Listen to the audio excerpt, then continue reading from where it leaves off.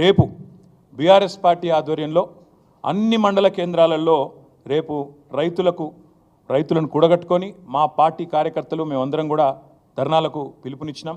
నేను ముందుగా ఈ ధర్నాకి పోయే ముందు మా నాయకులకు నేను విజ్ఞప్తి చేస్తా ఉన్నాను.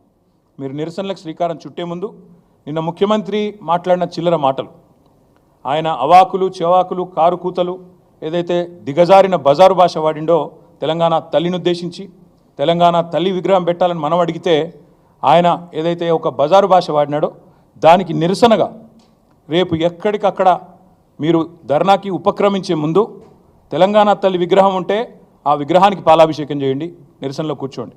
ఒకవేళ అక్కడ విగ్రహం లేకపోతే మీ మండల కేంద్రాల్లో తప్పకుండా ఒక ఫ్లెక్సీ అన్న పెట్టి తెలంగాణ తల్లిది ఆ తల్లికి పాలాభిషేకం చేసి ఈ మూర్ఖుడిని క్షమించమని కోరి దయచేసి నిరసనలకు ఉపక్రమించమని చెప్పి మా నాయకులకు మా కార్యకర్తలకు నేను విజ్ఞప్తి చేస్తా ఉన్నా.